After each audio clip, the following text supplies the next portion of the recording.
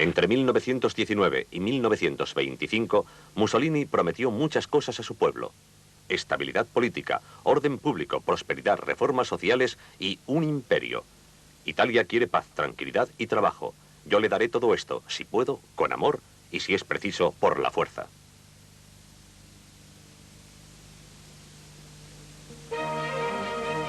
Decía que los trabajadores saben que el fascismo solo quiere imponer el orden público y la disciplina, y quiere consolidar la nación para conseguir progreso y prosperidad.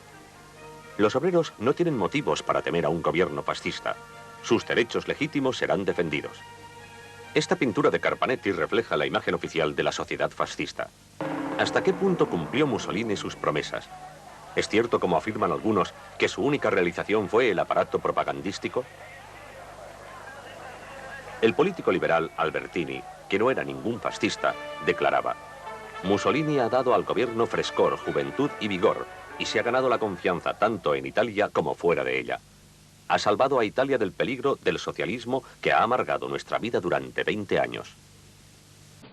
Un año después, Mussolini se aseguró de que sus oponentes políticos no volverían a ser una amenaza para él. Mussolini abolishes all political parties except the fascists, as Italy becomes a totalitarian state. Con un gobierno fuerte, con ley y orden, se podía planificar a largo plazo.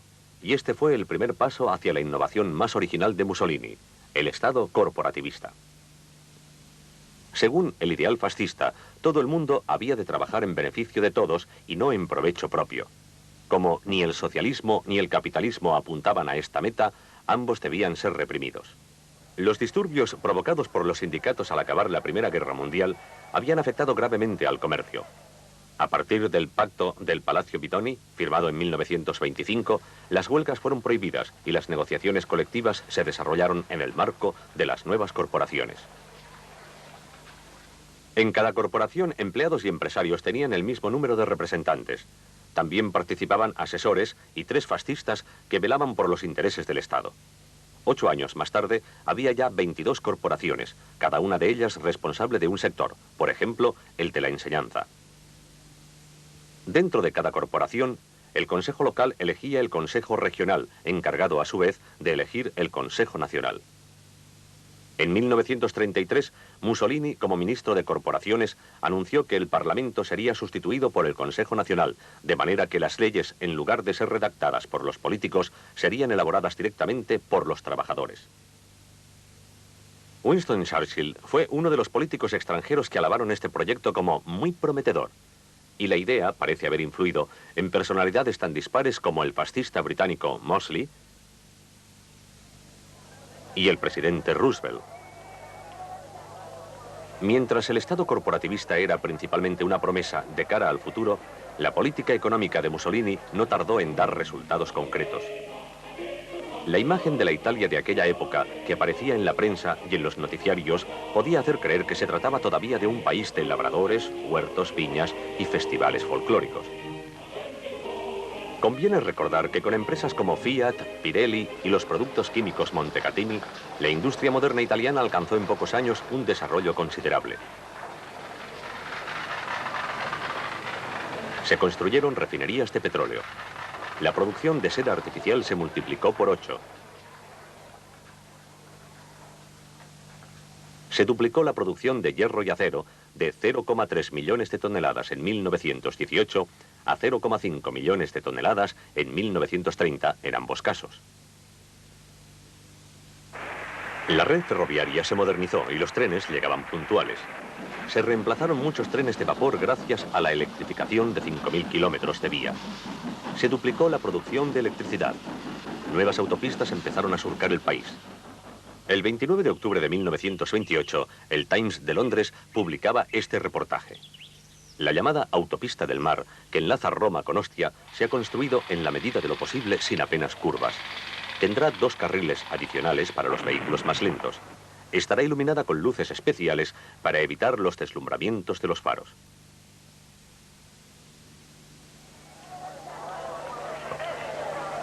Las inversiones públicas en proyectos como este y en escuelas, viviendas y equipamientos deportivos hicieron disminuir considerablemente el paro.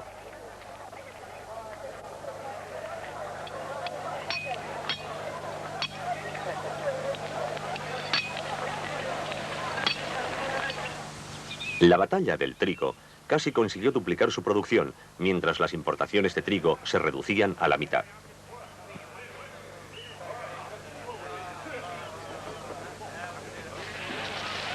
Mussolini sabía perfectamente que participar en la cosecha era una forma excelente de publicidad.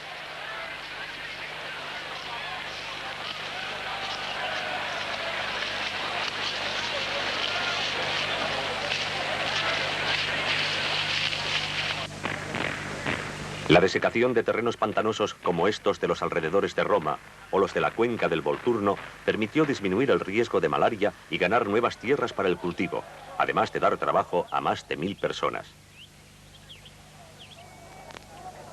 La Batalla de los Nacimientos, campaña que pretendía llegar a los 60 millones de habitantes antes de 1950, tuvo poco éxito a pesar del interés personal de Mussolini. Solo por el hecho de tener trabajo, miles de italianos vivían ya mejor, pero los fascistas hacían algo más. Se invertía en la enseñanza, y la proporción de analfabetos, que en 1911 era del 38% de los mayores de 6 años, se había reducido a la mitad en 1934. El régimen planificaba incluso el tiempo libre de los niños, como explica la Guía del Fascismo para Niños. De los 8 a los 14 años, el muchacho como miembro de la valilla recibe una formación física y moral. A los 14 años pasa a formar parte de los avanguardisti y a los 18 ya puede ocupar su lugar en las filas del Partido Nacionalista Fascista. El credo que los niños debían aprender era este: creo en el genio de Mussolini, en nuestro Santo Padre el fascismo, en la comunión de todos los mártires fascistas, en la conversión de los italianos, en la resurrección del imperio. El partido fascista se dirigía a la juventud italiana en estos términos: los jóvenes han de saber obedecer para conseguir el derecho, o mejor dicho, el deber de mandar. Han de ser más osados que los demás y han de menospreciar también, más que los demás, el ideal de una vida de indiferencia, o lo que es peor, de confort. Mussolini siempre fue aficionado a los deportes y su ejemplo animó a muchos italianos de todas las edades a practicar toda clase de actividades en los ratos libres. Una entidad estatal del ocio controlaba miles de teatros y grupos teatrales, bibliotecas, bandas de música, orquestas y todos los clubes de fútbol.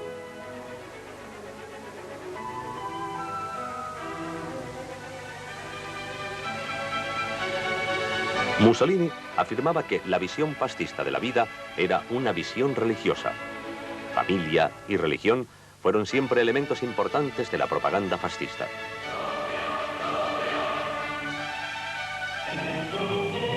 De ahí que apenas hubo gestos de sorpresa cuando en 1929 Mussolini y el Papa se pusieron de acuerdo para reconocerse mutuamente su autoridad. El catolicismo se convertía en la religión del Estado. Los matrimonios religiosos tenían carácter oficial y la religión se enseñaba en las escuelas. Los reyes de Italia hicieron una visita oficial al Papa para celebrar este acuerdo. El Papa renunció a todas sus reivindicaciones territoriales fuera de la Ciudad del Vaticano y dio su bendición al Estado italiano. Para muchos italianos, este gesto fue la realización más importante del régimen. Vieron en él la prueba de que Mussolini había abandonado su pasado socialista y de que el fascismo, a pesar de algunos defectos aislados, era algo positivo. Todo este conjunto produjo una impresión muy favorable en una serie de personalidades juiciosas y respetables. Mussolini había sido durante 10 años el dictador más poderoso de Europa. Cuando en 1933 los nazis llegaron al poder, el duce les envió su felicitación.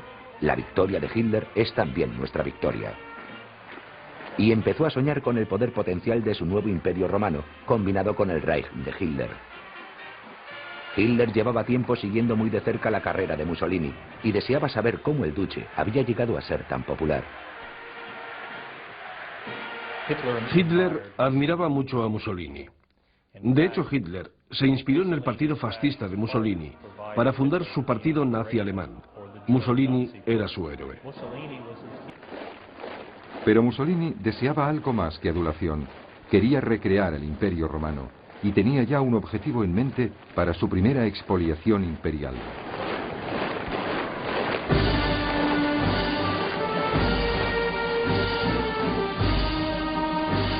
Su objetivo era Abisinia, la actual Etiopía. Italia ya tenía colonias en la frontera de este país en Eritrea y en la Somalia italiana.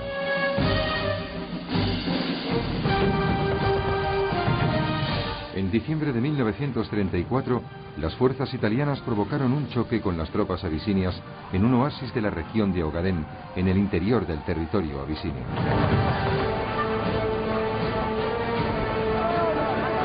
Mussolini envió entonces refuerzos a Eritrea y a la Somalia italiana, exigiendo que Abisinia pagase reparaciones por ello.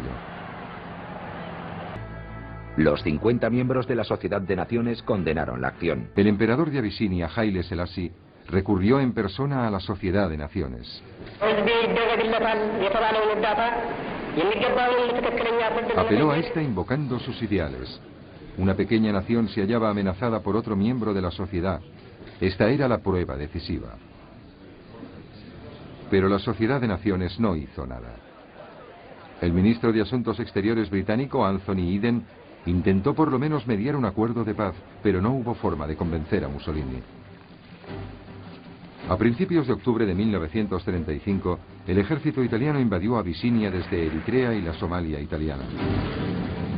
En mayo, el ejército italiano dirigido por el mariscal Pietro Badoglio ocupó Addis Abeba. Mussolini había incrementado hábilmente su imperio africano. Su popularidad aumentó, pero los italianos desconocían la brutalidad con la que se llevó a cabo la conquista.